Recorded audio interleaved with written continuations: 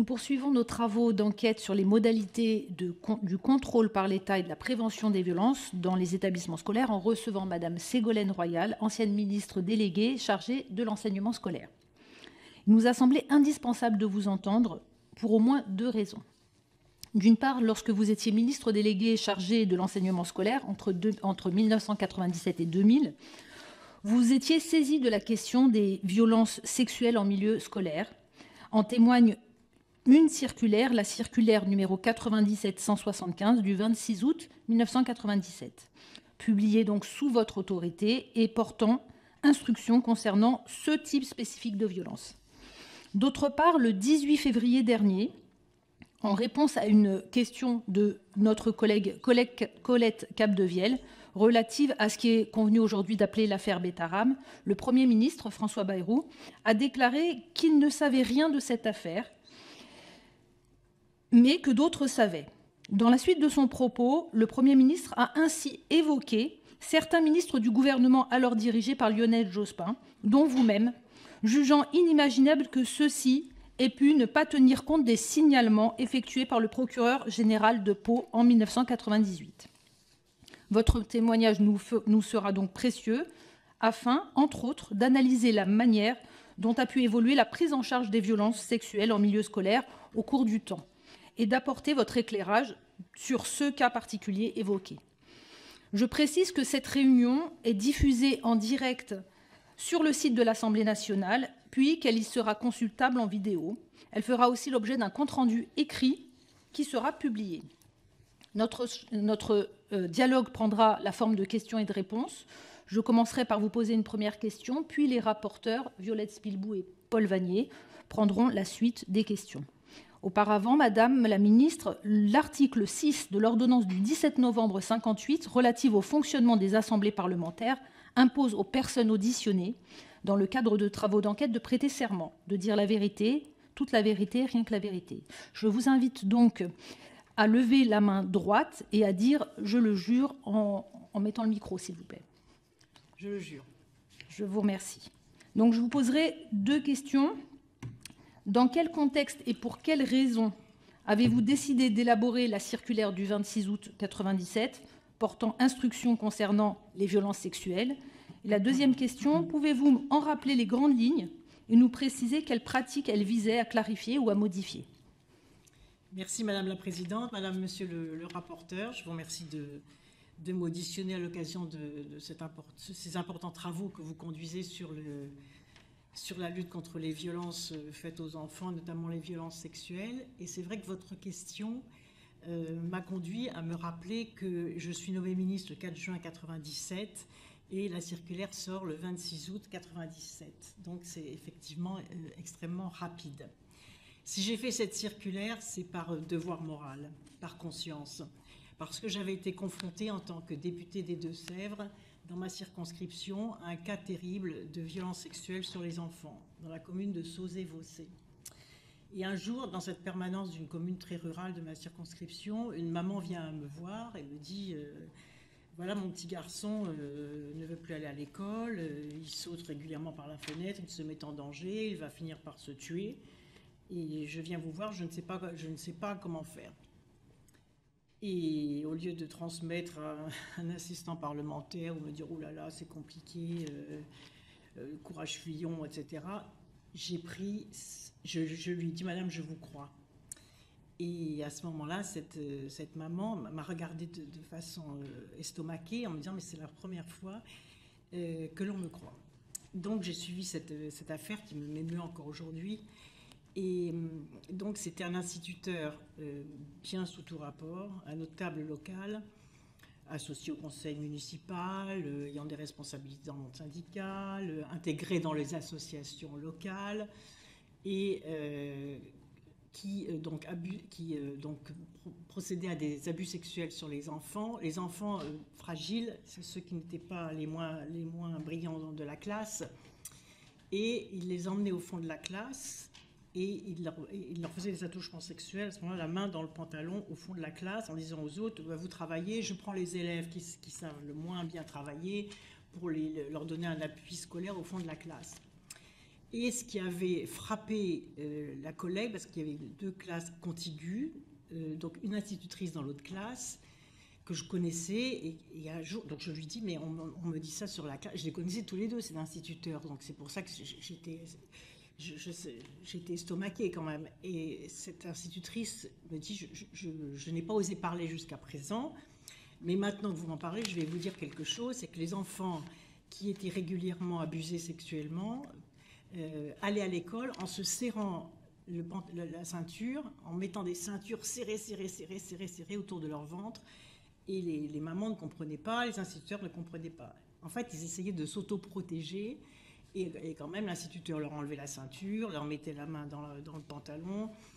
Et donc ensuite, le procès a eu lieu, et j'ai suivi ce procès, je ne les ai pas lâchés. Et j'ai vu justement tous les mécanismes d'autoprotection, d'autodéfense, de transformation du coupable en victime, d'influence même sur l'état de sidération même de la juge d'instruction, qui, bien sûr, l'auteur des faits se présentait devant elle, se mettait à pleurnicher, je suis victime, et c'est faux. Tous les mécanismes que l'on connaît dans toutes les affaires, je les ai décryptés à ce moment-là, et j'ai vu comment ça fonctionnait. Et je suis même allée au procès, dans la salle d'audience, aux côtés des familles, parce que j'avais vu que l'Éducation nationale avait tellement peur, ne savait tellement pas comment procéder, qu'en plus, la protection juridique était accordée aux criminels, aux pédocriminels, et pas aux familles, et pas aux enfants qui étaient seuls, isolés dans la salle d'audience. Il n'y avait même pas une association pour qu'ils puissent se parler les uns entre les autres. Donc je suis allée au tribunal à leur côté, et donc il y a eu la condamnation, mais ça a duré plusieurs années quand même, ces abus sexuels, et il s'est suicidé. Toujours le même mécanisme. Il s'est suicidé, et derrière, il y a un enfant s'est suicidé. Et je le connaissais, cet enfant. Donc, cette histoire m'a tellement marquée que je me suis dit, si un jour j'ai le pouvoir de faire quelque chose, je le ferai. Et il y a une autre affaire aussi, toujours dans ma circonscription, c'est dans l'option sport-études de Poitiers. Il y a un enfant qui se faisait violer tous les soirs dans l'internat, et un jour je le rencontre, il me dit, j'ai vu que vous aviez agi pour les enfants de Sauzé-Vossé, moi aussi ça m'est arrivé. Donc je l'ai accompagné également, il était devenu adulte, hein. Il me dit, j'ai beaucoup de mal avec mes enfants, donc je l'ai accompagné, je lui ai donné des conseils de psychologie, etc. Et ça m'avait même conduit à recruter une psychologue dans mon bureau de député Hamel de ma circonscription, parce que je ne pouvais pas gérer, et j'avais dit, mais les personnes qui ont des problèmes de ce type, je les sentais tellement isolées que j'avais fait une permanence 1 fois par semaine d'une psychologue spécialisée sur l'écoute des enfants, et j'avais dit aux parents, aux adultes, si vous avez besoin de conseils, venez de telle heure à telle heure, il y a une psychologue gratuite qui est à votre disposition, que je rémunérais donc pour vous écouter. Et un jour j'arrive, je vois une centaine de personnes, donc les gens étaient venus même des départements voisins, parce qu'il y avait juste ce lieu d'accueil et ce lieu d'écoute. Et je me suis dit, si jamais un jour je suis en responsabilité de pouvoir faire quelque chose, je le ferai. Et c'est ce que j'ai fait en arrivant au ministère. Et j'ai eu cette chance, je vais dire nous au cours de cette audition, parce que sans la personne que j'ai recrutée à ce moment-là à mon cabinet, qui est un juge, Jean-Michel Ayat, qui était un juge extraordinaire, rigoureux, engagé, ne lâchant rien, vraiment tout le temps à mes côtés, parce que je n'avais pas que ce dossier. En tant que ministre de l'enseignement scolaire, j'avais la réforme des collèges, j'avais les zones d'éducation prioritaire, les écoles rurales, l'intégration des enfants handicapés à l'école. Enfin, j'avais à cœur beaucoup d'autres dossiers. Et ce Jean-Michel Ayat, donc, qui ensuite a fait d'ailleurs une carrière brillante dans la justice, puisqu'il est devenu premier président de la Cour d'appel de Paris, il a été là tout le temps. Tout le temps. Parce que ça n'a pas été facile. On a eu des levées de boucliers, on a eu des menaces de plainte, etc. Et donc, cette circulaire, pour la première fois, je l'ai annoncée à la réunion de recteurs. J'ai dit, voilà ce qu'on va faire. Je vous demande de me faire remonter ce qui serait utile par rapport aux difficultés que vous avez eues pour gérer ce type de dossier. Et donc, je savais qu'en sortant la circulaire, ils ont travaillé rapidement, les recteurs. Ils étaient soulagés parce que personne ne leur avait jamais demandé ça, en fait. Et quand ils avaient des affaires, ils ne savaient pas comment les gérer.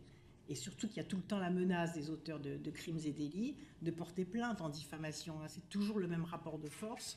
Et il faut que vous sachiez en plus que dans l'éducation nationale, il y a encore cette vieille rengaine du film de Jacques Brel, Les risques du métier, avec une adolescente qui accuse un enseignant et qui l'accuse, effectivement, les faits sont inexacts. Et chaque fois que je regardais donc, dans les procédures, c'était systématique, la même ligne de défense. C'est faux, souvenez-vous des risques du métier, les coupables, mais c'est vrai dans les abus sexuels sur les femmes, dans tous les abus, ils se mettent à pleurer, je suis victime, etc. Et maintenant, systématiquement, si vous observez les procédures et les gens qui sont pris et qui sont qui sont jugés au pénal, au bout du compte, quand ils ont épuisé tous les arguments que l'on connaît par cœur maintenant, c'est « Ah oui, mais moi aussi j'ai été victime d'abus sexuels dans mon enfance ». Et ça a de l'influence sur les jurés en cour d'assises. Et ça a de l'influence sur les magistrats.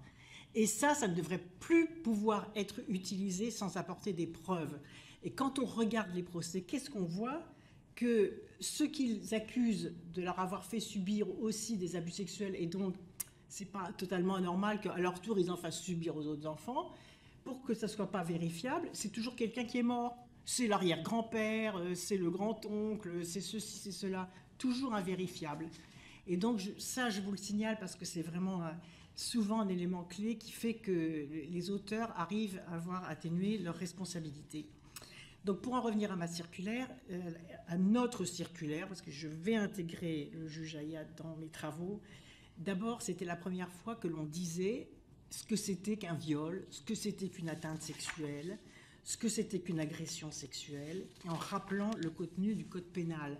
Parce que c'est vrai que les ministères sont assez cloisonnés et que dans la formation des enseignants ou des cadres administratifs, il n'y a pas forcément une formation au droit pénal. Et donc c'était important de le redire. Donc, le viol, les atteintes sexuelles, la corruption de mineurs, l'exploitation des images à caractère pornographique. Donc déjà à l'époque, on s'est soucié de l'utilisation, ça existait déjà, hein, les images à caractère pédopornographique. Et ensuite arrive en deuxième, un peu contre mon gré, mais ça fait partie de la négociation, puisqu'il y avait quand même une levée de bouclier sur mais non, tout le monde va parler dans tous les sens, etc. Il ne faut pas faire ça, il faut juste donner des instructions orales, etc.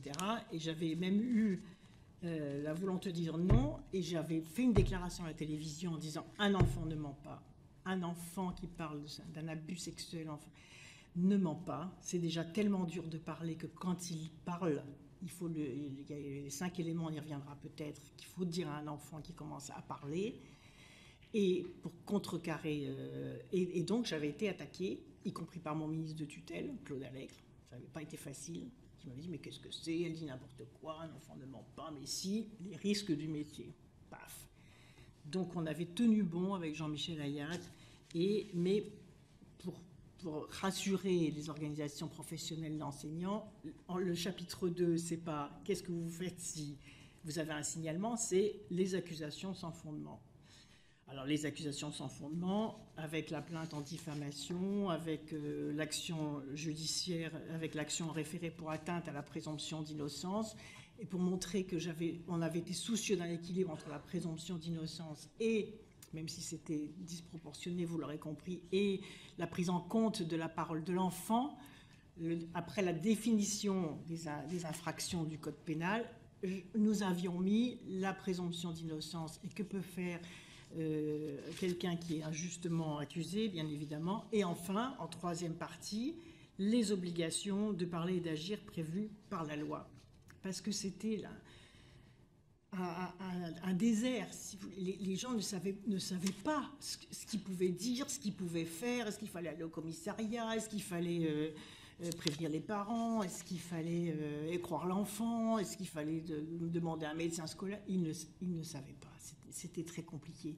Et comme j'avais directement vu la difficulté de gestion, même des proches, des collègues de cet instituteur pédophile qui ne savait pas comment faire. Les élus aussi qui disaient mais c'est pas possible, on le connaît, non, c'est absolument impossible. Je me suis dit ben, si, il y a plusieurs enfants et plusieurs parents qui ont témoigné. Et donc il y avait donc ce protocole très précis de l'obligation légale qui s'impose à tous, les obligations de parler et d'agir, celles qui étaient prévues par la loi, celles qui sont spécifiquement prévues pour les fonctionnaires avec l'article 40, comment est-ce qu'on signale les faits, la connaissance directe des faits, la connaissance par oui-dire ou par rumeur, comment est-ce que vous gérez une rumeur, le soupçon aussi fondé sur les signes de souffrance, la rumeur, les témoignages indirects, ça c'est toujours ce qu'il y a de plus difficile, c'est pas à vous de faire l'enquête, vous devez juste signaler qu'il y a vraiment un problème et approfondir la question, mais surtout que ce n'était pas à vous de faire l'enquête. Parce qu'il y avait aussi le souci des enfants qui étaient 10 fois, 15 fois interrogés. Ah bon? Alors, par les parents, par les instituteurs, par les copains à l'école, et à la fin, ils se rétractent. Donc, la question de la prise en compte de la première parole et la façon dont elle va être gérée est absolument cruciale pour que l'enfant continue à parler. Y compris, donc toujours dans ce chapitre sur les soupçons fondés sur les signes de souffrance, la rumeur, les témoignages indirects. Comment est-ce qu'on gère une rumeur et des témoignages indirects? Quelle est la procédure? Voilà, alerter l'inspection académique, protéger l'enfant, protéger la communauté scolaire, etc. Donc, comment l'inspecteur d'académie fonctionne? Il peut désigner dans l'urgence un inspecteur de l'éducation nationale, juste avec faire un rapport objectif, etc. et alerter les autorités judiciaires, médicales ou administratives. Ensuite, qu'est-ce qu'on fait du fonctionnaire mis en cause? Donc là, il y a la suspension. Donc et la circulaire est très claire, c'est la suspension, et c'est ça qui avait créé un malentendu, parce qu'on dit oui, mais s'il est suspendu, ça veut dire qu'on considère qu'il est coupable avant d'être jugé. Et donc c'est pour ça que l'éducation nationale, ou que les institutions dans lesquelles ça se passe, parce que c'est pareil dans le sport, hein, dans les activités périphériques de l'école, etc., tous les lieux qui accueillent de l'enfance, ah ben non, on ne bouge pas parce qu'on va attendre la condamnation pénale. Mais non, la condamnation pénale, c'est très long. Donc, c'est la suspension, c'est tout. Surtout quand il y a des faits qui sont avérés, c'est la suspension immédiate avec la délicate explication du fait de dire il y a une suspension aussi pour le protéger. Et ensuite, si au bout de l'instruction pénale et de l'instruction pénale, il n'y a pas de condamnation, eh bien à ce moment-là, il y a la suite qui est donnée, ou bien il y a une condamnation, et à ce moment-là, il y a la procédure disciplinaire. Donc il faut bien distinguer la suspension à titre provisoire et à titre de protection, finalement, du mis en cause, de la procédure disciplinaire qui, en effet, intervient après la condamnation pénale. Les sanctions disciplinaires, donc que je rappelais dans cette circulaire, et enfin, l'assistance morale, ça j'y avais tenu, je me souviens, l'assistance morale et matérielle de l'enfant et de la famille. J'avais tellement vu le désespoir, le désarroi, mais l'abandon des familles, qu'il fallait mettre ça, et je pense que c'est toujours pas appliqué ça, c'est-à-dire, mais non, je rappelais quand même qu'il y avait l'accès à l'aide juridictionnelle, les services sociaux du Conseil général qui peuvent être mobilisés. Je rappelais d'ailleurs que la mission essentielle de protection morale et physique des mineurs est assurée par le service de l'aide sociale à l'enfance en liaison avec le service départemental de la protection maternelle et infantile. Et j'ajoutais, il est important de noter que le président du Conseil général doit aviser sans délai l'autorité judiciaire lorsqu'un mineur semble victime de mauvais traitements et qu'il est impossible d'évaluer la situation et que la famille refuse manifestement d'accepter l'intervention de l'aide sociale à l'enfance parce qu'elle ne sait pas encore de quoi il retourne. Donc, si vous voulez, on avait eu le souci aussi d'associer justement les services de protection de l'enfance dans l'assistance morale et matérielle de l'enfance et de la famille. C'est-à-dire que quand l'éducation nationale prend une initiative, il faut derrière, bien évidemment, que les services du Conseil général apportent cette assistance. L'assistance psychologique à la communauté scolaire, enfin. Chapitre 9, la coordination entre l'éducation nationale et la justice, parce que c'était ça qui était difficile aujourd'hui. La justice disait, ben non, vous ne mêlez pas de ça. L'éducation nationale dit, oh ben c'est pas nous, c'est la justice. Donc c'était compliqué. Donc il avait fallu aussi rappeler les conditions d'une bonne coordination entre l'éducation nationale et la justice. Et enfin, l'application de l'instruction à l'enseignement privé. Et ça avait effectivement donné lieu à un débat. Et l'application aux enseignements privés sous contrat. Alors pourquoi est-ce qu'il y a ça à la fin de la circulaire? Parce que ce n'était pas indispensable de le mettre, dans la mesure où la circulaire s'adresse à tous les établissements scolaires. Mais je me souviens de Jean-Michel Ayat, justement, qui avait dit, moi qui ai regardé tous les dossiers, il faut absolument... Et les recteurs avaient posé la question, en disant, mais est-ce que ça s'applique aussi aux établissements privés? Et donc on s'était dit, on va faire un chapitre pour... Alors que c'est exactement la même procédure, donc c'était compliqué. Enfin, en tout cas, il y avait une question, est-ce qu'il faut refaire un chapitre spécifique alors que c'était exactement les mêmes obligations, la même procédure, etc. Et la réponse avait été oui, et c'est pour ça qu'il y a 2 paragraphes assez courts, puisque c'est la même procédure. Mais pour qu'apparaisse vraiment le nom établissement d'enseignement privé et établissement d'enseignement privé sous contrat, car les recteurs demandaient, mais c'est tous les enseignements tous les établissements d'enseignement privé ou que ceux sous contrat? Et donc, c'était aussi à la demande des recteurs qu'on avait clarifié ce dispositif. Voilà, brièvement, parce que c'est une circulaire assez Merci beaucoup. résumé ce document qui, je l'espère, a permis de lever la loi du silence dans beaucoup d'endroits. Merci. Je donne la parole maintenant à la rapporteure Spilbou pour vous poser une question.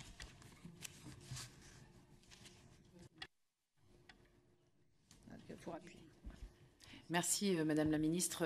Effectivement, on va continuer de s'attarder sur cette circulaire qui date d'il y a 25 ans. Et quand on la relit dans le détail et dans toutes les précisions que vous avez mentionnées de façon synthétique, on constate à quel point elle est encore d'actualité. C'est assez glaçant d'ailleurs par rapport à tout ce qui s'est passé depuis. Et en revenant sur certains paragraphes, on va pouvoir justement voir quelles sont les raisons pour lesquelles une partie de ce qui a été mis dans cette circulaire n'ont pas poursuivi dans leur efficacité dans le temps. Alors dans cette circulaire, vous revenez sur la parole de l'enfant, vous avez insisté là dans votre intervention, et notamment dans le cas d'un soupçon des signes de souffrance, de rumeurs ou de témoignages indirects, où la situation est délicate.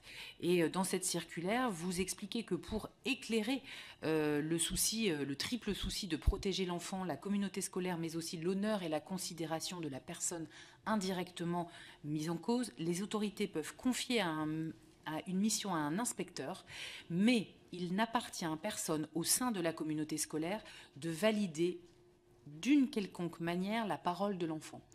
Et dans l'article du Monde qui, en juillet, parle de la préparation de cette circulaire, en 1997, il est précisé que la circulaire Bayrou, qui était parue au bulletin officiel du 22 mai 1997, précisait qu'en cas de présomption de maltraitance, le président du Conseil général devait être saisi, l'inspecteur d'académie était informé de cette saisine.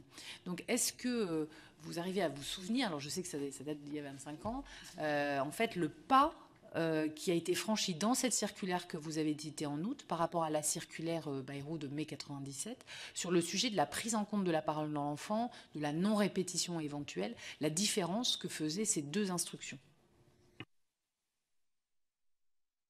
Merci pour votre question. Je pense que l'instruction était plus claire, celle de 97 était plus claire parce qu'elle s'intégrait dans un dispositif global de respect de la parole de l'enfant. Car cette circulaire n'a pas été juste une circulaire, elle a été accompagnée d'un travail opérationnel dans les écoles sur la question de la prise en considération de la parole de l'enfant. Et en particulier, je connaissais ce qui avait été fait au Canada, qui était le pays le plus en avance à ce moment-là, et avec donc toute une équipe, on avait structuré et distribué dans toutes les écoles un petit document qui avait été longuement élaboré, qui s'appelait « Mon corps, c'est mon corps, j'ai le droit de dire non ». Et avec l'élément clé qui concerne les enfants, c'est, et ce qu'on leur dit quand ils parlent, on leur dit 5 choses. On leur dit « je te crois », ce n'est pas de ta faute, tu as bien fait de parler parce que tu vas protéger d'autres enfants, Maintenant, on va te protéger et ça ne t'arrivera plus. Et donc, à partir de ces éléments qu'on aurait encore besoin de répéter aujourd'hui, c'est ça qui est aberrant, au bout de 25 ans, on a encore besoin de répéter ça, parce que c'est dit souvent, on parle aux enfants de travers, et on leur dit cette fameuse phrase, « Tu crois que c'est vrai ?» Ça vous rappelle quelque chose, cette fameuse phrase? « Tu crois que c'est vrai ?» Et les mots qui empêchent un enfant de parler, c'est cela. C'est tu es sûr, mais tu crois. Non, c'est comme quelqu'un de très bien, mais comment ça se fait? Non, tu es sûr, tu es vraiment sûr, tu crois que c'est vrai?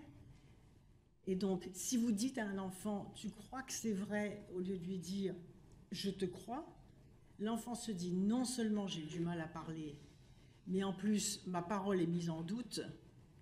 Donc, il va falloir non seulement que j'arrive à convaincre la personne qui est censée me protéger, et en plus, si elle ne me croit pas, et comme il a eu les mécanismes aussi d'autoprotection du violeur ou de l'abuseur sexuel, qui lui a dit quoi? Comment est-ce qu'on écrase un enfant? On lui dit, c'est assez simple. On lui dit, si tu parles, personne ne te croira. Si tu parles et que personne ne t'a cru, je vais t'en faire encore pire. Si tu parles et que personne ne te croit, tu vas vraiment faire de la peine à tes parents. Si tu crois que personne ne te croit, ouais. Donc tu vas... Et si tu... Et tu sais, de toute façon, c'est toi qui as commencé, réfléchis bien, c'est toi qui as commencé. Et donc à ce moment-là, l'enfant va s'enfermer. Et donc si l'adulte qui est censé le protéger, à qui l'enfant va souvent donner par bribes, il va dire un petit truc, pas grand-chose, il va dire tiens... Donc il faut savoir aussi entendre un enfant qui commence à parler, et si l'enfant ne lui dit pas ces éléments clés, si l'adulte ne lui dit pas ces éléments clés, en particulier, je te crois et tu as bien fait de parler et ce n'est pas de ta faute, à ce moment-là, l'enfant va s'enfermer. Et donc la circulaire, elle était accompagnée de cet outil pédagogique qui avait été distribué dans les écoles et qui n'aurait jamais dû s'arrêter. Honnêtement, si ces documents avaient été maintenus dans la distribution, avait été maintenue dans les écoles, au bout de 25 ans, vous ne croyez pas qu'on aurait éradiqué le problème? Et donc, au-delà, je vous parle à vous en tant que parlementaire, ça pose la question de savoir, mais quand les ministres changent et qui ne font pas attention au travail qui a été fait avant eux, pas mon travail, du travail des recteurs, des gens de terrain, des magistrats, etc., et qui chamboulent les choses parce qu'ils n'ont pas... souvent même pas par mauvaise intention, mais par désinvolture ou parce qu'ils n'ont pas forcément compris l'intérêt. Vous voyez, et donc je pense qu'il devrait y avoir un suivi, mais avant de détruire quelque chose, il faudrait une évaluation, même parlementaire. Mais vous détruisez ça, mais pourquoi, comment, avantages, inconvénients, risques, etc. Et c'est ça qui, quand on se dit qu'il y a 25 ans, c'est ça qui est désolant finalement, de se dire qu'aujourd'hui encore, on est obligé de répéter les mêmes choses par rapport à des générations d'enfants qui ont subi ces sévices. Merci Madame la Ministre. Toujours dans cette initiative de l'été 97, juste après votre prise de fonction, le ministère proposait la création dans chaque académie d'un centre de ressources composé de représentants de l'administration, de personnels médicaux et sociaux qui devaient avoir pour tâche, sous la responsabilité du recteur, de gérer les situations de crise avant que la justice ne soit saisie. Est-ce qu'à votre connaissance, après la circulaire, ces centres de ressources ont été mis en place? Comment vous en avez effectué le suivi dans votre ministère à vous? Et est-ce que vous avez connaissance du suivi ultérieur? Suivi me concernant, oui, je pense que Jean-Michel Ayat était là, et c'était vraiment le pilier de cette action.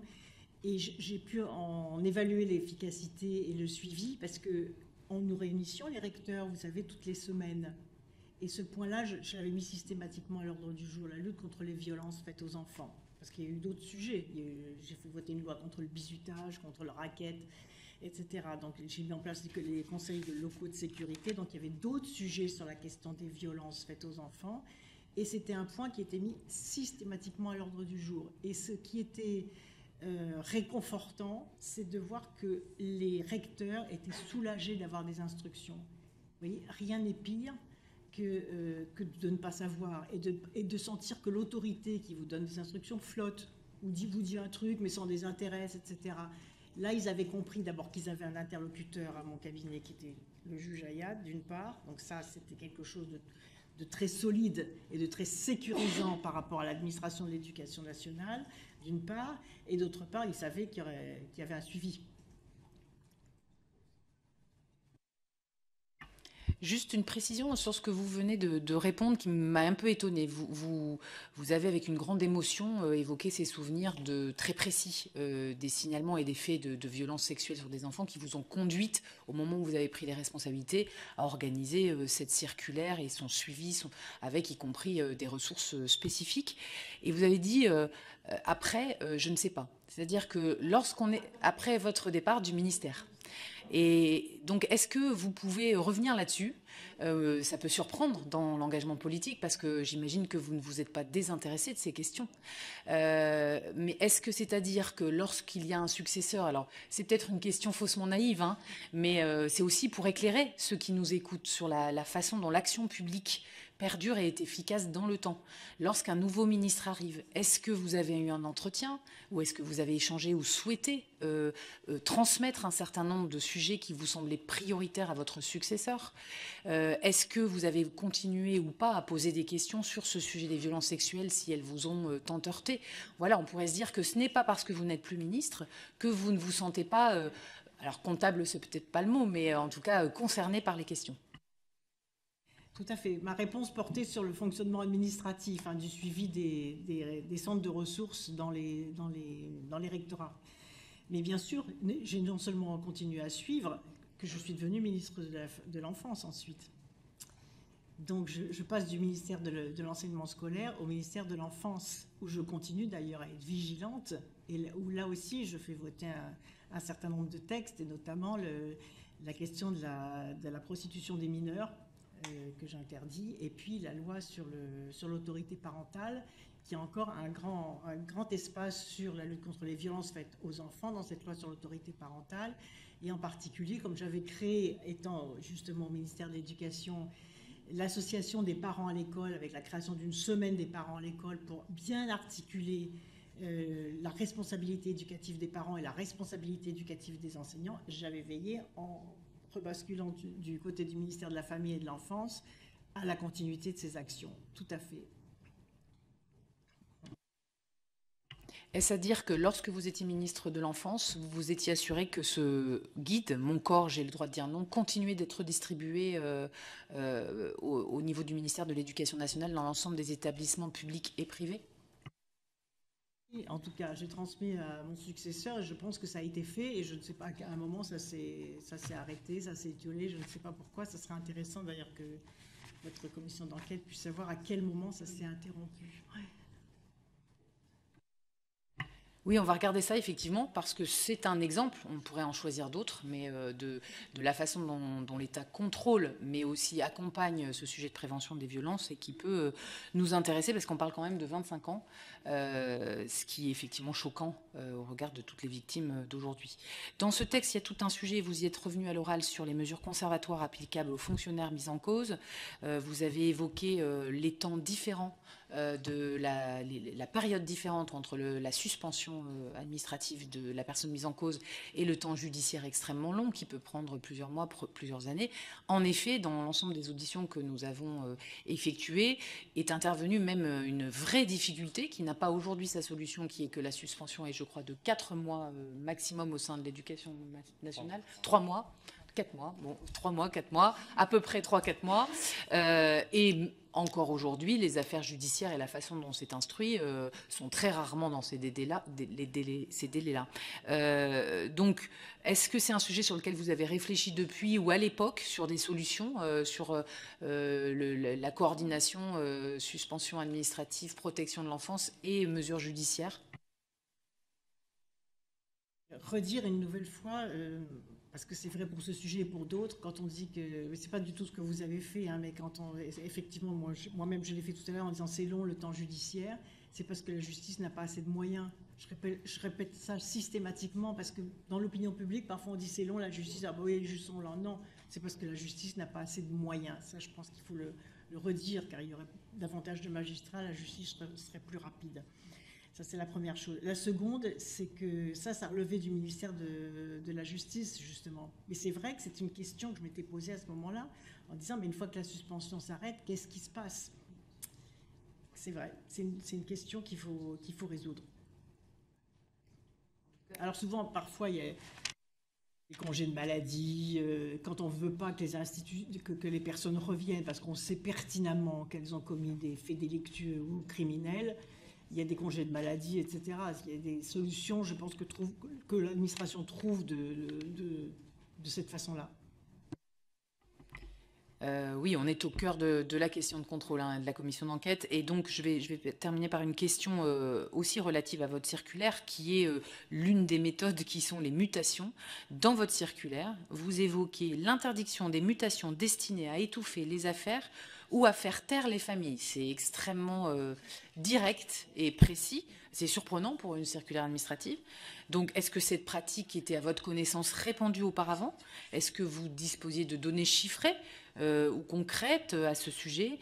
Et à qui revenaient ces décisions de mutation? Ou est-ce que c'était une pratique finalement que vous ressentiez sans qu'elle soit factualisée, mais pour aller jusqu'à le mettre de façon écrite dans la circulaire? Et surtout, est-ce que ça a été efficace?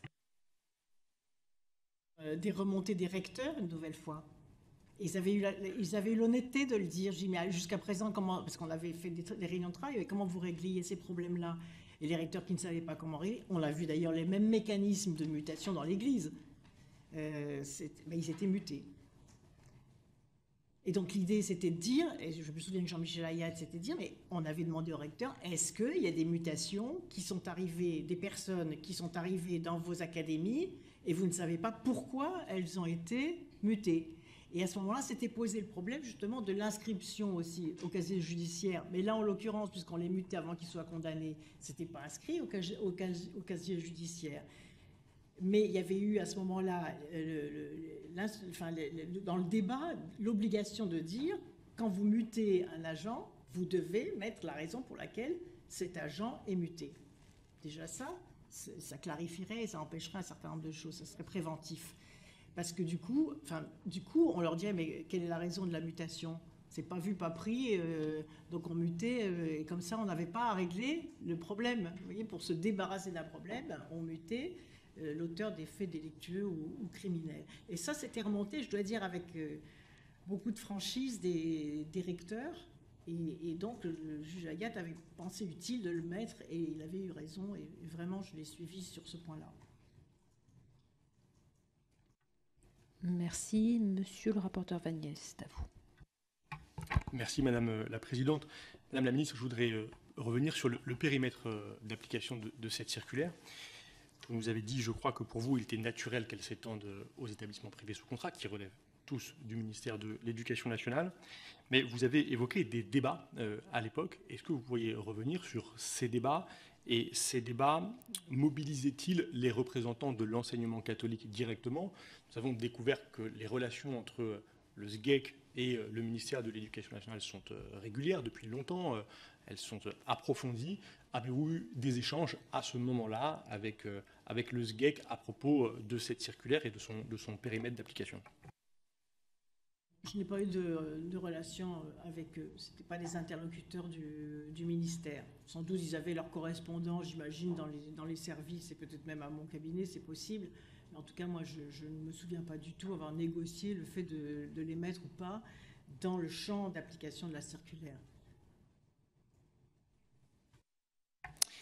Vous avez évoqué le juge Ayat qui insiste pour que ces établissements privés sous contrat soient bien concernés par le champ de la circulaire. Il exprimait, moi qui ai regardé tous les dossiers, avez-vous dit, est-ce que ce rappel, ce souvenir doit nous faire comprendre que parmi ces dossiers qui remontaient, beaucoup concernaient des établissements privés sous contrat? Avez-vous une idée, le cas échéant, de l'ordre de grandeur de ces faits de violence sexuelles décrits, remontés, concernant des établissements publics, privés sous contrat, privés hors contrat peut-être aussi? Non, je ne peux pas vous donner les éléments chiffrés clés, parce que je faisais confiance, mais vous pouvez très bien l'auditionner si vous le souhaitez. En tout cas, il était extrêmement vigilant, il avait regardé très attentivement l'ensemble des dossiers, c'était quelqu'un qui travaillait énormément, qui regardait les choses. Avec lui d'ailleurs aussi que j'ai fait la loi contre le bizutage, qui a été aussi une épreuve assez terrible, parce que c'est vrai que ça a bousculé aussi beaucoup de pouvoir en place et d'habitudes acquises. Et donc je pourrais lui poser la question et peut-être vous répondre par écrit si vous voulez. Oui, volontiers. Votre circulaire, elle vise à répandre au fond une culture de l'écoute et du recueil de la parole des enfants. Est-ce que vous avez à ce moment-là une préoccupation aussi sur certains adultes, ce qu'on appelle aujourd'hui les lanceurs d'alerte, qui peuvent à certaines occasions dénoncer des faits de violence dont ils sont témoins? Et nous avons à plusieurs occasions pu comprendre comment cette position était difficile, parce qu'elle peut laisser imaginer des conséquences pour la carrière de celles et ceux, souvent d'ailleurs des femmes, qui osent porter cette alerte. D'ailleurs, dans l'exemple que j'ai vécu personnellement, regardez, même les collègues de cet instituteur n'osaient pas parler, parce que c'était une dénonciation, c'était considéré comme une délation. Voilà, donc j'expliquais bien, mais non, le signalement et la délation, et ça c'est très important, le signalement et la délation, ce n'est pas la même chose. La délation, c'est dénoncer quelqu'un sans avoir de preuves. Le signalement, c'est juste le constat qu'un enfant est victime de violence et que vous devez signaler ce fait. Et comme il y a eu la confusion entre le signalement et la délation, en effet, ça permettait aussi aux auteurs d'abus sexuels et de violences sexuelles de se protéger en disant ben non, c'est de la délation. Et donc c'était très difficile parce que du coup, l'institution aussi se protège d'une certaine façon. C'est tellement compliqué à gérer, toutes ces affaires d'abus sexuels, même dans les familles, c'est la même chose. Pourquoi c'est si difficile à gérer? Parce que vous avez la parole d'un enfant, une parole fragile, et puis la parole d'un adulte. La parole de l'adulte, c'est soit un électeur, soit un responsable administratif, soit un grand-père, soit donc avec qui vous allez continuer à avoir du relationnel. Un enfant, vous le faites taire, le problème est réglé. C'est ça, le rapport de force. Et donc, si vous n'êtes pas aux côtés de l'enfant pour rééquilibrer, pour renverser ce rapport de force, même en prenant des risques, et il fallait expliquer, j'expliquais, c'est pas grave, il vaut mieux signaler et prendre un risque, et vous serez protégé si vous avez pris ce risque de signalement. Mais ça suppose que tout le monde soit au carré sur cette façon de faire. Parce que si dans certaines académies ou dans certaines institutions, la prise de risque est à charge, finalement, à ce moment-là, donc il faut que les règles soient extrêmement claires. Mais même moi, combien de fois j'ai entendu dire pour ça ou pour l'action contre le bizutage, mais de quoi tu t'occupes? Mais qu'est-ce que ça va te rapporter? Mais ces enfants, on ne les connaît pas, ils ne vont pas te dire merci. Les étudiants qui appelaient de façon anonyme pour signaler des viols ou des atteintes sexuelles dans les bizutages, et on intervenait, j'envoyais tout de suite quelqu'un, on disait mais de quoi tu t'occupes? Mais à quoi ça sert? On va se mettre à dos toute l'administration ou je ne sais qui. Et puis qui va te dire merci? Et puis si c'est pas vrai? Donc si vous tenez pas bon et si vous dites pas bah si, même je prends quand même le risque parce que sinon où est ma conscience quoi? Où est la morale sinon? On prend le risque, mais on prend le risque. Parfois c'est difficile. Hein. J'ai été menacée quand même de plaintes en diffamation, que je soutenais que je sais pas quoi, que je voyais des pédophiles partout, que j'étais dingue, il faut voir quand même. Hein.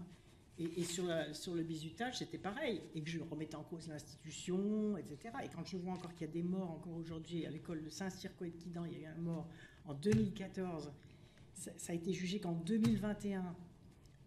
Donc je vois toute l'administration, toute la structure a dû se protéger. Un mort en 2014, alors que j'ai fait voter une loi contre le bizutage en 1998. C'est inadmissible. C'est insupportable.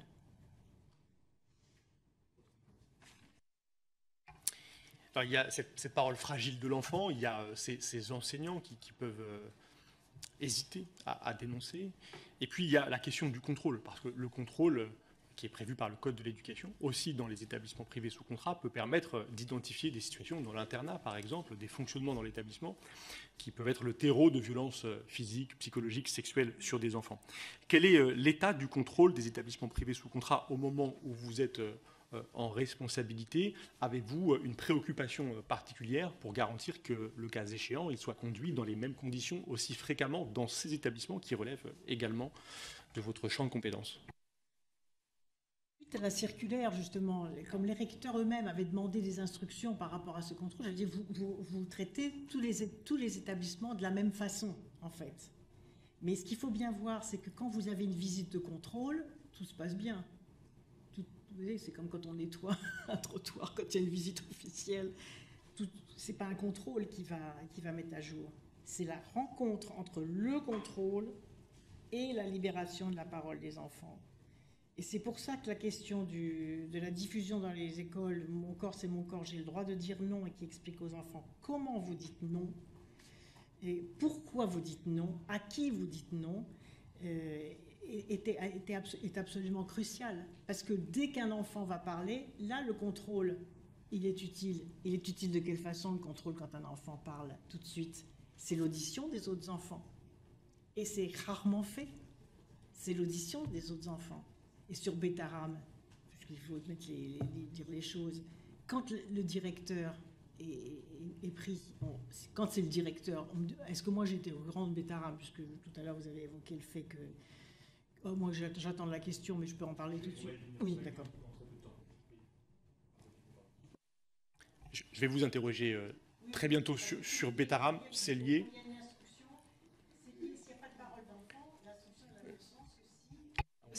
Il faut ouvrir votre micro. En place une cellule d'audition de tous les enfants pour savoir ce qui s'est passé. C'est très simple, c'est très efficace.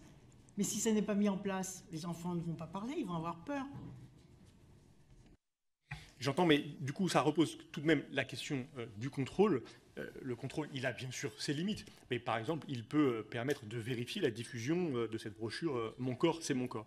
Donc, avez-vous, lorsque vous êtes en charge, une attention particulière pour le contrôle des établissements privés sous contrat? Tout indique que ces contrôles étaient inexistants, y compris dans les années où vous étiez en responsabilité. Est-ce que c'est une donnée que vous avez, qui vous est communiquée quand vous prenez vos fonctions, et est-ce que vous essayez d'engager une politique particulière vis-à-vis de ces établissements-là en particulier? C'est peut-être une réponse très pragmatique que je vais vous faire. Mais j'ai osé dire à la réunion de recteurs, avec Jean-Michel Ayat, on a osé leur dire ceci: vous allez repérer les écoles ou les classes où le guide « Mon corps, c'est mon corps » n'est pas distribué. Et vous allez faire remonter les classes ou les écoles où le guide n'est pas distribué. Parce que ça sera déjà un indice de quelqu'un qui n'a pas envie que les enfants parlent. Et donc ensuite, j'imagine que les choses se sont remontées, qu'on a dû regarder effectivement ce qui s'était passé dans ces cas-là. Mais on avait l'intuition déjà que c'était un critère intéressant pour savoir où régnait la loi du silence et où elle ne régnait pas. D'accord, donc nous pourrions retrouver ces remontées qui doivent dater de 87-98, qui nous permettraient quantitativement de mesurer la distribution et, à l'inverse aussi, le type d'établissement dans lesquels ce guide n'était pas distribué.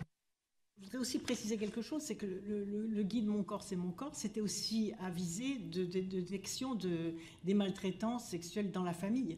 Parce que vous savez que 9 cas sur 10, c'est quand même dans la famille.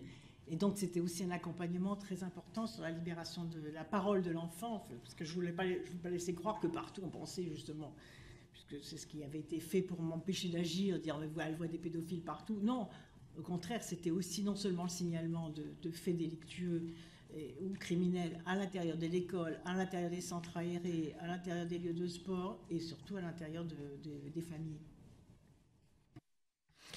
Très bien, j'en viens maintenant plus directement donc à cette affaire Betaram.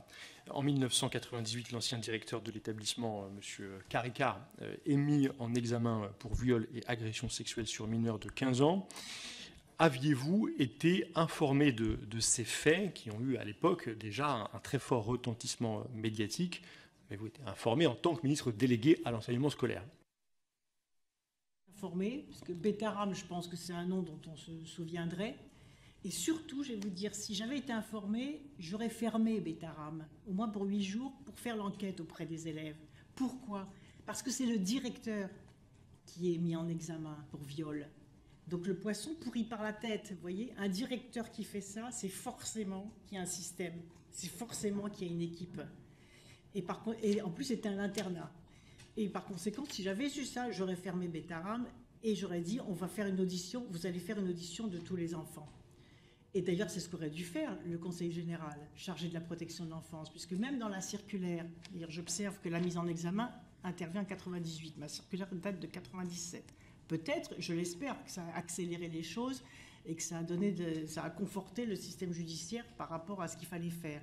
Mais surtout, dans cette circulaire, c'était prémonitoire, puisque j'ai lu le passage tout à l'heure où on dit, mais c'était justement le Conseil général, le président du Conseil général qui doit accompagner les familles et s'interroger sur le fait de savoir, puisqu'il y a eu viol d'un directeur d'établissement, est-ce qu'il y a eu d'autres enfants qui ont été victimes? La moindre des choses aurait été d'auditionner tous les enfants pour savoir s'il y avait d'autres auteurs de crimes et quels étaient les... Et non seulement dans l'année dans laquelle il y a eu la mise en examen, mais même pour les années précédentes. Donc il aurait dû y avoir un appel à témoins, au fond. C'est ça qui aurait été une bonne gestion de ce dossier. J'entends, mais vous êtes tout de même en responsabilité à cette époque. Vous nous dites que vous n'êtes pas informé. Comment expliquer que la ministre de l'enseignement scolaire ne reçoive pas une alerte sur une situation aussi grave, hein? Vous avez d'ailleurs parfaitement décrit les mesures que vous auriez pu prendre et qui, peut-être, si elles avaient été mises en œuvre, auraient protégé la vie de dizaines d'enfants dans les années qui ont suivi 98. Est-ce que moi, j'étais au courant de Betaram? Donc la réponse est non, je m'en souviendrai.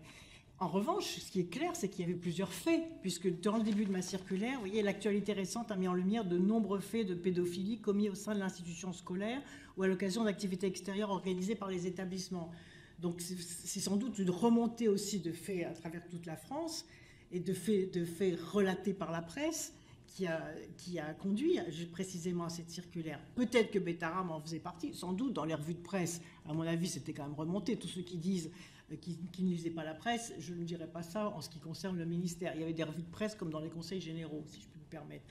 Donc ça peut avoir fait partie, en effet, de toutes les remontées. Mais le cas spécifique de Betaram, non, je m'en souviendrai, parce que ce nom, quand même, on s'en souvient. Vous n'êtes alerté ni par les représentants, l'inspecteur de l'académie, le rectorat de Bordeaux, ni le cas échéant par la chancellerie de cette affaire, de cette mise en examen pour viol et agression sexuelle en 1998 en votre qualité de ministre. Du tout, non, je ne suis absolument pas saisi de cette affaire. Comment est-ce que vous expliquez aujourd'hui cette absence d'alerte? Parce que quand même, elle interroge au vu de la gravité des faits, et plus encore quand on sait que dès 1995, dès 1996, des faits de violence physique sont déjà documentés, il y a déjà eu des plaintes, il y a déjà eu des condamnations. Comment expliquez-vous que cette alerte ne vous parvienne pas? Elle ne parvient pas parce qu'elle ne remonte pas. Et pourquoi est-ce qu'elle ne remonte pas? Je ne le sais pas. Voilà. Alors, en 1996, il y a, on le sait maintenant, un rapport d'inspection. C'est l'inspection académique qui envoie un inspecteur qui passera une journée. On a déjà beaucoup discuté des conditions dans lesquelles ce rapport est élaboré. Mais ce rapport, il contient une série de recommandations. Et nous ne disposons pas d'un document de suivi de la mise en œuvre de ces recommandations. Nous disposons d'une lettre du directeur de l'établissement qui, auprès des autorités académiques, prend un certain nombre d'engagements en affirmant avoir mis en œuvre certaines de ces recommandations, mais nous ne disposons d'aucun document venant des services de l'éducation nationale permettant de vérifier, avec un regard extérieur, cette mise en œuvre. Comment sont suivis, à l'époque où vous êtes en charge, ces rapports d'inspection et le traitement des recommandations qui sont émises à l'occasion des contrôles? 2 niveaux de suivi des rapports d'inspection. Il y a un niveau au niveau des rectorats, qui sont quand même les mieux à même dans la proximité de l'action et dans la connaissance des différents interlocuteurs locaux de suivre et de remonter effectivement à ce moment-là dans les réunions hebdomadaires les difficultés qu'ils peuvent avoir ou les oppositions qu'ils peuvent ressentir ou les menaces qu'ils peuvent comprendre pour ne pas donner suite à telle ou telle recommandation. Il y a ça. Donc, et puis il y a l'inspection générale de l'éducation nationale qui, au niveau du ministère, en effet, a la charge quand même non seulement de faire les rapports, mais aussi d'assurer le suivi. Et normalement, un ministre reçoit toutes les semaines le secrétaire général de l'inspection, du corps de l'inspection, pour évaluer effectivement les difficultés qui peuvent être rencontrées. Dois-je donc comprendre que puisque ce rapport d'inspection avait été mené à l'échelle rectorale, vous n'avez pas communication d'un éventuel suivi des recommandations qu'il avait émises? Pas de suivi des recommandations, mais ce que j'ai découvert, justement en suivant attentivement vos travaux, c'est que dans ce rapport, il y avait une recommandation pour faire une circulaire, justement une instruction. Non, c'était l'autre rapport. Enfin, dans un des rapports, il y avait cette recommandation, et j'imagine que c'était aussi une des motivations de la circulaire que nous avions faite avec Jean-Michel Ayat, en constatant sans doute à partir de plusieurs cas, et suite aux remontées que faisaient les recteurs sur leur difficulté à gérer ce type d'action, de la nécessité pour la première fois dans l'éducation nationale de mettre du vocabulaire sur les faits, vous voyez, de parler de viol, d'agression sexuelle, ça s'était jamais fait, de mettre des mots comme ça du code pénal dans le circuit de l'éducation nationale pour que tout le monde soit bien au clair sur ce qu'il convenait de faire. Et ça, je crois que ça répondait vraiment à une nécessité et une attente des interlocuteurs locaux pour savoir comment faire et comment se protéger et ne pas faire d'erreurs par rapport aux différentes procédures qu'ils pouvaient mettre en place. Alors, il me semble que ce rapport-là, c'est pour le coup un rapport de l'inspection générale qui est commandé après l'affaire de Bergerac, qui est rendu en janvier 1994, je dis ça de mémoire, au ministre de l'époque, François Bayrou, et qui l'invite en effet à produire une circulaire sur la question de ce traitement par l'éducation nationale des faits de violence sexuelle sur enfants. C'était là un enseignant qui avait violé 2 élèves. Et peut-être en effet que votre circulaire répond à cette demande qui manifestement n'a pas été satisfaite par le ministre qui vous a précédé, Ruth Grenelle. Je laisse ma collègue, Madame Spitzbout, vous poser une question. Oui, dans le fil des discussions, avant de terminer cette audition, vous avez tout à l'heure évoqué quand un poisson pourrit par la tête, quand il y a un directeur qui est mis en cause, comme le père Caricart, pour un viol, il faut fermer l'établissement et auditionner tous les élèves. Donc, en fait, vous faites allusion donc, à un cas extrêmement grave et à une réaction de ministre en tant que de son devoir de protéger les enfants. Vous avez été ministre de l'Éducation 5 ans, enfin, éducation puis enfance, donc sur 5 ans. Est-ce qu'il vous est arrivé, soit au titre de la fonction éducation nationale, soit celle de enfance et famille, de fermer un établissement quelques jours et d'auditionner tous les enfants? Je dis ça parce que, indirectement, ça pourrait être un reproche à M. Bayrou. Et donc, dans l'autre sens, est-ce que vous avez le souvenir d'une affaire grave qui aurait justifié, peut-être un directeur ou un autre, qui, sur ces 5 années, aurait justifié la fermeture d'un établissement et d'auditionner de façon systémique des enfants, ce qui paraît être une idée intéressante, mais moi, je n'ai pas le souvenir, dans les cas qu'on nous a décrits, d'avoir vu ce genre d'action par un ministre. Je pense que ce genre d'action, je pense qu'on pourrait retrouver des cas d'audition systémique de tous les enfants d'une classe. Ça, je peux en retrouver. Mais là, ce qui est spécifique, c'est que dans le système scolaire, c'est très rare quand c'est le directeur de l'école, parce que le directeur, normalement, il n'est pas en contact avec les élèves, il a une fonction administrative. J'ai jamais vu de cas où c'est le directeur ou le proviseur ou le directeur d'une école primaire ou le directeur d'un collège ou le principal d'un collège qui se livre à des abus sexuels. S'il le fait, c'est vraiment qu'il y a une complicité des enseignants, c'est-à-dire des gens qui sont en contact avec les élèves. Et d'ailleurs, vous avez vu, vous devez le savoir, parce que forcément, hier, les victimes ont quand même mis à jour le fait que non seulement le surveillant n'avait pas été licencié, mais en plus qu'il avait été promu. Donc c'est bien le signe que la direction est solidaire. Si un directeur fait ça, c'est que forcément, il a des complicités avec les gens qui sont en contact régulier avec les élèves. C'est ça qui est terrible.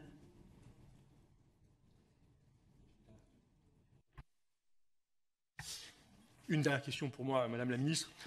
Le 11 février 2025, à l'Assemblée nationale, François Bayrou, Premier ministre, a nié avoir quelconque connaissance des faits de violence physique ou sexuelle commis à Bétarame. Il est depuis revenu partiellement sur cette affirmation le 14 mai dernier en étant entendu devant notre commission d'enquête. Il a en revanche, le Premier ministre, indiqué à l'occasion d'une réponse à l'une de nos collègues lors des questions au gouvernement que d'autres savaient au sujet de ces violences, en vous visant vous expressément, ainsi que Madame Guigou. Vous avez déjà indiqué publiquement que, selon vous, le Premier ministre mentait en affirmant n'avoir jamais été au courant. Est-ce que vous pouvez étayer cette affirmation? Cette affirmation, d'abord parce que c'est des choses toutes simples, vous savez. D'ailleurs, on observe que c'est le même mécanisme. C'est-à-dire que c'est quelqu'un qui a quelque chose à se reprocher, mais qui va accuser d'autres, c'est-à-dire qui va se positionner en victime. Donc François Bayrou utilise ce même mécanisme. Et c'est ça qui est insupportable. Deuxièmement, il dit qu'il ne lisait pas la presse locale. Il faut être sérieux. On parle quand même de viol dans la presse régionale. Un président de conseil général, il a la revue de presse tous les jours. Et en plus, c'est passé à la télévision, donc forcément, il était au courant. Ensuite, il est revenu sur son mensonge concernant le fait qu'il n'avait pas vu le juge. Et après, il admet assis qu'il l'a vu pendant 2 heures à son domicile. Donc, et enfin, il dit que c'est une opération politique. Mais laissez-moi vous dire ce que c'est que la politique. La politique, c'est le fait que quand on monte en responsabilité, on est plus exigeant.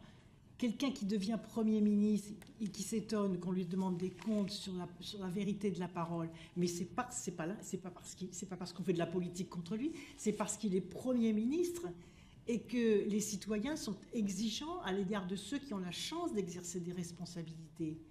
Donc, si ceux qui exercent leurs responsabilités ne savent plus distinguer le bien du mal, le vrai du faux, leur responsabilité de leur irresponsabilité, la parole des victimes et la parole des criminels. S'ils ne savent plus faire ces distinctions-là, mais alors quelle confiance les citoyens auront dans leurs représentants et dans ceux qui sont censés les représenter et dans ceux qui sont censés les défendre aussi un jour ou l'autre? Mais aucune. C'est pour ça qu'un Premier ministre, il a une responsabilité majeure, une responsabilité cruciale. Et je vais terminer sur une chose, sur l'histoire de la claque. Moi, j'étais très choquée de ce qu'a dit François Bayrou sur la claque. Je n'ai jamais frappé mes enfants. Ce n'est pas un geste de père de famille de frapper un enfant dans le visage. D'abord parce que vous pouvez lui éclater le tympan, vous pouvez lui mettre le doigt dans l'œil, et vous pouvez lui désosser ses vertèbres cervicales. Donc on ne frappe pas un enfant sur la tête. Et ce n'est pas une claque qu'il donne, il le frappe. Il le frappe dans une banlieue. Il aurait frappé un enfant au centre-ville au sortir d'une réunion de notables? Deuxièmement. Troisièmement, il dit « je le frappe parce qu'il m'a fait les poches ». On ne sait pas. Quand vous voyez la caméra, moi j'ai revisionné tout, on ne sait pas si l'enfant lui fait les poches, si c'est une bousculade, etc. Et après, comme ça lui donne une notoriété, le pire, c'est qu'il utilise cet incident pour se faire de la publicité politique. C'est-à-dire, il va à un meeting et il dit « si tout le monde avait fait comme moi, c'est-à-dire sanctionner un voleur », il traite l'enfant de voleur. L'enfant, il n'a jamais volé. Donc, il continue à stigmatiser l'enfant sans à aucun moment ne se préoccuper de ce qu'est devenu cet enfant. N'importe lequel d'entre vous, au-delà des clivages politiques, frappe un enfant, à la limite, mettons qu'il fasse une erreur. Il dit « j'ai fait une erreur », il demande « suivez l'enfant, appelez les parents, regardez ce qui devient, c'est quand même ennuyeux, il y a son nom dans toute la presse, etc. » Car qu'est-ce qu'on apprend après? L'enfant, il a été harcelé pendant toute sa scolarité. Je ne sais pas si vous avez vu, il y a un journaliste qui a fait une enquête. L'enfant, il a été en échec scolaire. L'enfant, il est devenu délinquant. L'enfant, il a fait de la prison. Il y a aucun moment, il a été traité de voleur publiquement par François Bayrou. Et à aucun moment, il ne s'est préoccupé de savoir ce que cet enfant allait devenir. Mais il aurait dû l'appeler en lui disant, bon, je t'ai donné une claque, excuse-moi. Il s'excuse auprès des parents, il dit, bah, viens, je vais te faire visiter le ministère, tu vas voir, on va te remettre debout, on va compenser, et tu vas réussir à l'école, tu vas travailler, tu vas devenir quelqu'un de bien, et je vais t'accompagner et je vais t'aider. Ça aurait été, vous voyez, la juste compensation et la marque de l'attention que l'on porte à un enfant que l'on a si cruellement stigmatisé. Voilà, la cruauté n'a pas sa place, ni dans l'éducation nationale, ni dans la politique, et surtout à l'égard des enfants. Merci Madame la Ministre. Aïda Elizadeh, vous voulez poser une question? D'accord, très bien. Merci de votre indulgence. Bien, nous vous remercions.